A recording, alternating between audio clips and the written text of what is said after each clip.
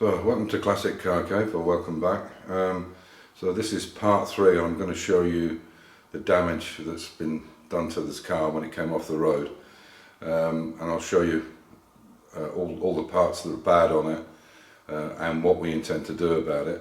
And I've talked to the owner, Jeremy, and his son Toby, and they want me to go ahead with it, or they want us to go ahead with it. So I've worked out all the parts. The parts end up around £1,800. So what will happen is I'll send that list to Jeremy. He'll get them at Mini Spares in Potter's Bar, because he's not far from there. He will send them out to me. Obviously there'll be tax at this end, because obviously now, because of the Brexit issues, we have to pay tax at this end, which obviously he'll have to pay. So all the parts will come to me, but I'll order them and give him all the part numbers that we actually need. But what we're going to do is we're not just going to repair this car, we're going to actually make it far superior to what it is now. So they use this car as a holiday car in their home in Croatia, and they only do 5 or 6 miles. They go down to the restaurant, whatever it is, and so it's basically just a run around. You know, they're not going on autobahns or motorways with it or anything like that, but they want it as comfortable as they can. And a lot of the roads in Croatia are not well maintained. There's a lot of bumps and dips and so on and so forth. So what we're going to do is we're going to upgrade the car. So Jeremy and I went out in my Mini Cooper, and he really liked the seats, and this was from New Commercials. Now New Commercials make great stuff, absolutely no doubt about it, but it's very expensive. I think the interior in my beige Mini was around about £4,000, and I think the seats alone, I don't know what they are, but I think, in fact I won't even put a figure on them because I can't remember what they were at the time, and it was some time ago, but I could check back, and maybe I'll put something underneath the video at what they cost per seat. But they make the seats and the frames themselves, and obviously they were made of leather, so on and so forth, so you can go, you know, higher or lower with these things. Anyway, the bottom line is we're going to repair it, we're going to put it back on the road and have it fixed and correct repairs on it, and upgrade it. So what we're going to do is we're going to upgrade the suspension, we're going to upgrade not just the cones, but we're going to put gas shocks on it, we're going to put adjustable tie rods on it. Obviously the main work is actually doing the floor and changing the subframe. The subframe is not something, even if you are familiar with these cars, this is not something you should be messing with, because you will mess up the steering geometry and you will go through tyres like there is no tomorrow.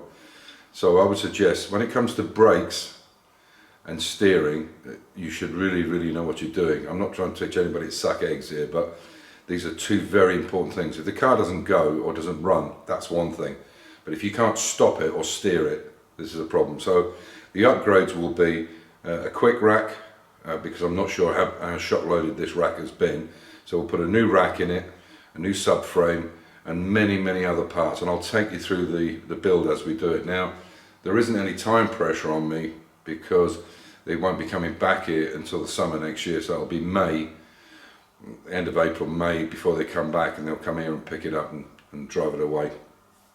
So I hope you join me on this journey, and obviously this is for Jeremy and for Toby to watch as well, but he's been very good and said, yeah, sure, please let people know what's going on and how you're going to do it and so on, so they have a record of it as well.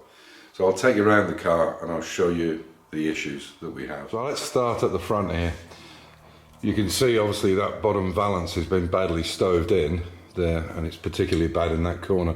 I think we might be able to pull that out, but we'll see. It's quite badly creased in that corner. What I want to avoid, if possible, is a paint job on it, but we can do that bottom piece in black, or we can repaint it back in the silver, depending on how it is. Obviously the bumper's mashed, no big problem there, but obviously you can see where it's coming away from the lip there. So that's one thing. Bumper again, as I say, no problem to change. You can see when he went over the rock or whatever it is. Sorry about the sunlight coming, there's not much I can do about it. But you can see that the cooling fins on the gearbox has been hit. But fortunately, they're so thick that it hasn't actually broken them, it's just mashed them. So what we'll do there is we'll file them and get them clean. There has been quite a bit of oil leak from this, so taking the engine out, which we have to do anyway, is kind of helping us, because we can look at everything on the engine. So without a doubt the subframe is goosed. It's badly bent. This is completely torn off. If we try to weld this back on, even with a new tie bar in place, the weld will be strong, but the problem, sorry about the sunlight guys, but the problem is the weld will be strong, but either side of the weld will be weaker, and that's where it will shear. So we're going with a new subframe. There's a few issues on the back which I can show you as well. So let's go to the back and I'll show you. I'll get the let me just get the torch, guys. Just excuse me. I'm sorry, they're not very well. They're not scripted. These things. I just do it on the. So I think you can see from there that there is quite this ramp is absolutely straight. I think you can see that gearbox bottom is further on down on the right than it is on the left, and that's, I think, due to the bending in the subframe. There's quite a bad bend here, but where the worst area is right here. Now you'll be able to see that that's completely ripped and buckled the floor pan. We may even need some new pipes as well, some brake pipes. But you can see it's completely buckled that pan, and there's quite a bit of rust corrosion under it. If you look here, you can see how bad it is. I hope that's showing up. And here it's completely torn away from the cross member. So it basically needs a complete new floor pan in it. You can see it's ripped there underneath it's ripped right into the cross member, and now she's dented all the way down. So we'll put a complete new one side floor pan in that, and obviously a new subframe and quite a lot of other bits and pieces. But as I say, you can see the damage is the buckle is quite huge there. Yeah, it's not good. Now, going on from there, I'll turn this off. Going on from there, as I said, we'll change these tie rods, these basic straight tie rods, and we'll put adjustable tie rods in it. We're going to change to gas suspension, which is adjustable. We're going for a high-low kit, and we're going to put new cones in it as well, but they're upgraded cones for a better ride. And so this might be a little bit difficult to get out, but we'll do our very best to see what we've got. But we have to take the engine and front off it first to be able to see where we are, because I do believe that there is, hang on, see if I can get this on. Yeah, I don't think it's going to show because there's too much light coming in. But there you can see where the toe board is. The toe board, I think, is out of whack, but it hasn't affected the bulkhead. So when we put the new floor in, we'll redo that toe board and make sure everything's okay. So it's going to have new gas shocks all around, new cones and high-low suspension as well. Now, if this Mini, I don't know how many people, I'll get some comments on this, I'm sure. Let me just take this down, excuse me. There you go, it's off. So I don't know how many people will agree or disagree, but because this Mini is a convertible and it's got massive box sections going right down the sills and A pillars or A pieces where the A frame is and the B pillar is, if this had been in this accident without that, bearing in mind there's no top on it and no roof on it to give it structure, that would have definitely bent this car to a point where it would have needed a new shell, possibly. Or certainly the front would have had to come off and a complete new bulkhead and lots of stuff, and the work would have been massive. And it probably would have been not economical to do it. And I'm absolutely sure that this box section down the side here, which I'll show you when I bring it down, this is what saved the car. So in fact, making it into a convertible, which a lot of people disagree with, because it was a Mini special and apparently there was only 4,000 made, what I've been told, you know, but bottom line is without that box in, I'm sure this would have been bent beyond, not beyond repair, but beyond economical repair. Whether you agree with that or not, I don't know. So obviously the CV joint is completely smashed. Obviously the bearings would have been put under stress, and I'm not even gonna think about keeping them. They'll put new bearings in as well, because I think they would have been stress loaded.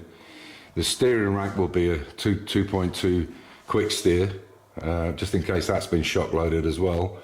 And once we take it all off, I can check whether any of the holes, for instance like the new bolts, if they've been stretched or torn, and we can repair all that at the same time. So that's where we are with it. So I'll bring it down. Excuse me for a second. Don't need that. So I'll bring it down and I'll show you where we intend to go with this. So just to follow on from what I'm saying, sorry about this light behind me. It's the weather's supposed to be getting cooler, but it seems that's not happening. But anyway, I just check my track car is not. Excuse me, I'll just check. Sorry about bad camera work. I'll just check. I'm doing this in one shot. Oh, Mr. Spider, go on there.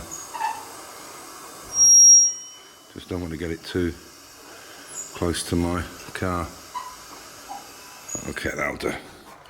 Alright, so you can see that this door shuts perfectly. And you can see there's no problem with the gap. That's how the gap was originally. Now, as I said, I think this has not had the construction in it, the box section, and heavy box section at that. I think it's 5mm. This would be off at an angle. This A-frame would have gone into here, and certainly you wouldn't be able to close it. And you can see the back gap. Well, you can if it's out of the, sorry, maybe that'll show you a bit, but you can see there's nothing wrong with the gaps. But when you look inside the car, you can see, sorry, I'll move this out of the way. You can see how bad the floor is. Okay, you can see how much of an indentation it is. This is at least 2 inches or so, 1 3/4 at least, higher than the actual sill, and that should be lower. You can see how bad it is, how poor it is. So any remedial work I can do once we take this floor out, and I think there's a bit of damage in here as well. So that's all have to be done, and the toe board and so on. So yeah, it's a bit of a mess in there, but it's the only way we have to do it. So the other thing is this is the original, or these are the original seats. Oh, excuse me, sorry about that. Come on, focus. These are the original seats in the car. Well, not original. They're not original to a 1100, but you can see it's got a patch in it there, and so on and so forth. So the deal is, I've got some brand new XF Jaguar seats, which I've had for some period of time, and they will fit in the car. All right, now these are just sat in there. They're not sat the way they're going to be sat, but we can electrically put them in so they will move backwards and forwards and obviously recline. The airbag is disarmed, so the airbags won't work in it, and you can see that. Sorry about the light, like I said, but you can see they won't look too bad. Obviously that one is not sat in the right position because of carpeting. I just plonked them in just to see if there was room between the bolsters, which there is, and they will make the car far more comfortable and what have you, and a hell of a lot cheaper, because I've had these for some time, and basically what I paid for them, I'm passing on that. I just want to move them on and let somebody else have them. They're just taking up space. I thought I could use them in the Citroen, but they're too big. So they will be used electrically, but maybe the heated seats and stuff won't work because there isn't any need. It's in Croatia and the top's down most of the time. But we will have to refab it a little bit to get them to work correctly and sit down enough. But they're going to look really nice, and they're like a charcoal grey. So what I'll do is I'll take the old interior, this one as well. I'll take the old interior, get some seat swabs for them and have them done in the grey so they all match, so it looks right. And I'll use that on my Mark III Mini when I sell my Mark III as a project for somebody to finish up. I will do all the metal work, so it'll be a brand new shell with an engine in it, movable, and yeah, they can take it away. So it's a 1970 Mark III if anybody's thinking about it. So, and that's something you'll see on videos as well. So that's basically where we're going with it, and I think that'll look really well when it's done. what I need to do now is work out a plan of how and where I do it, particularly the welding. So that's something I have to come up with. So it's a little short video showing you where the problems are. But as we go through each situation and problem, I'll take you with me, and hopefully, you know, we'll get some more subscribers and some more views on it, because the damage is pretty bad. I think in normal circumstances, if it had been, I think if this had been a situation where it was an insurance claim, they would have written the Mini off. Absolutely, for sure, they would have written it off, because the amount of work goes into it, the car insurance wouldn't have covered it. Anyway, let me know what you think. Do you think it should have been scrapped? Do you think it should be repaired? As I said, it is 1100 special with the roof on it. They only made them in two colours. I think it was a rose with a beige roof, and then the silver with a black roof, and I think they were vinyl topped the roofs. But this has been made into a convertible. But what I did want to say is about this work is you can see how big, I haven't taken it all off yet, but you can see how big the box section is in here. This is all box. This is all box section here, and it's 5mm, and it goes all the way back, right the way through the back of the car. And I'm absolutely convinced, I'm no accident investigator, but I'm convinced if this had not been properly done, the work had properly done, this shell would basically be squint, or it would be bent to a point where you know, it would have been very, very difficult to put it back. All the front end, the whole bulkhead, the toe board, everything would have had to have been replaced. And I think it's only the fact that it's got these massive box sections in it that saved it. Anyway, let me know what you think, and I'll keep you an update where we go forward on it. So, as usual, stay safe, keep the faith, enjoy your hobby, and we'll catch you in the next one. Bye for now.